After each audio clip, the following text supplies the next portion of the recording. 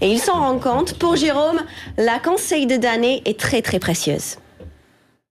Il est venu, corriger des défauts de jeunesse. Alors c'est, par exemple, les mecs en humour, ils adorent être trash et volontairement.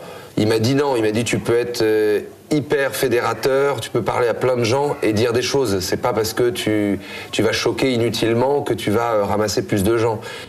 Il est bon ce d'année, il est bon en conseil. En tout cas, on lui souhaite le même succès que Mr. Boone. Merci Louise. Allez, on va s'embrasser à Shanghai. Ah oui, un baiser. Un baiser est à la une de toute la presse chinoise.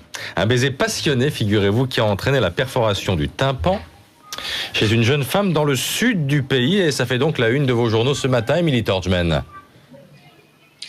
Oui, alors la jeune femme vient de Zhuhai, dans le sud, c'est dans la province de Guangdong, et elle a été soignée à l'hôpital après être devenue totalement sourde de l'oreille gauche après un baiser passionné, goulu, vous choisirez. Alors c'est ce que rapportait le China Daily ce matin.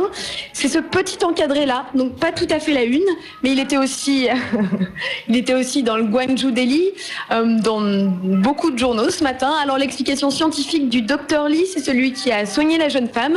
Le baiser a réduit la pression dans la bouche et il a donc augmenté la tension sur le tympan, ce qui a provoqué la surdité. Et oui, mais je vous rassure Christophe, elle devrait entendre d'ici 2 mois.